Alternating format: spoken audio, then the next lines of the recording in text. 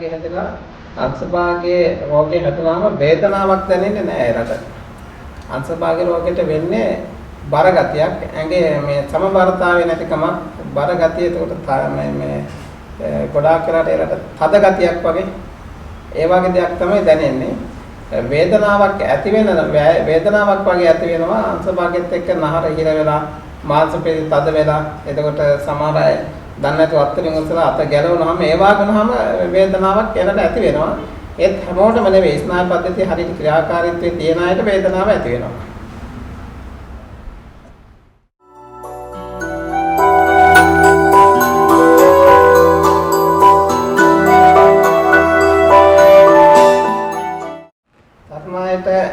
ගොඩාක්ම අංශභාගය හැදෙන්න හේතුව තමයි ඒලා මৌলিক වශයෙන් කල්පනා කරන කොටක්.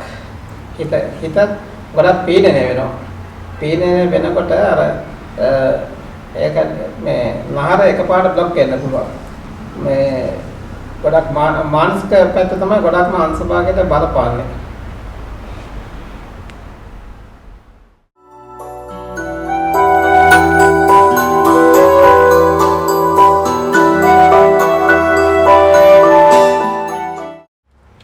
අංශභාගය හැදලා වේදනාව ඇති වෙන එක නැති කරන්න නම් මේ නිල වලින් අර නහරේ හිර වෙලා තියෙන නහර ස්නායු ඒවා හරි ගස්සන මාංශ පේශි වාතය පිටලා තියෙනවා. එතකොට ගොඩක් මාංශ පේශි තද වෙලා තියෙනවා. මෙලෙක් කරගන්න. මෙලෙක් කරලා ඒ නහරේ හරියට ඇදලා හරි ගස්සනකොට මේ ඒ වේදනාව මග ඇරලා යනවා.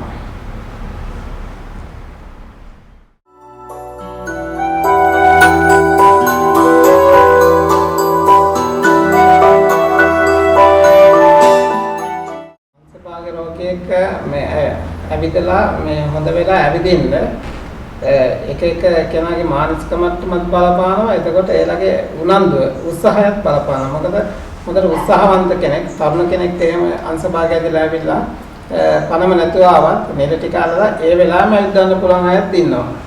වැටේ ඇවිදලා බැලන්ස් එක වැටකින් කරන්න බැලන්ස් එක හදන එක සමහරක් අය හැදිලා සතියක් දෙකක් මාසයක් වගේ ගත වුණත් ඒ වෙලාවෙම හොඳ කරන්න පුළුවන්. හැබැයි හැමෝටම ඇවිදින්න බෑ. සමහර අයට ඇවිදින්න සතියක් යනවා. සති දෙකක් යන අයත් ඉන්නවා. ඒක අපි පළවෙනි සතියේ කොහොමත් වැටේ ඇවිදලා සම්බරතාවය ඇති කරලා දෙන්න ඕනේ.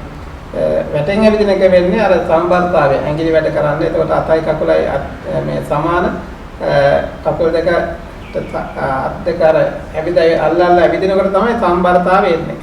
ඒ සමබරතාවය ගන්න ඕන හින්දා තමයි වැට ගහලා වැටේ ඇවිදවන්නේ.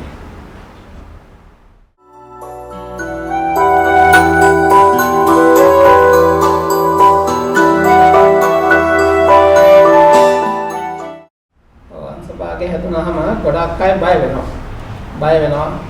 ගොඩක් එයාගේ දේවල් යාට කරගන්න බැරි වෙයි කියලා බය වෙනවා. ඒකට එයාට පවුලේ අය, ගෙදර අය මේ උදව් කරන්නේ නැති වෙයි කියලා බය තියෙන. ගොඩක් අය ඒලා මනස බයකින්, පීඩනයකින් තමයි ඉන්නේ.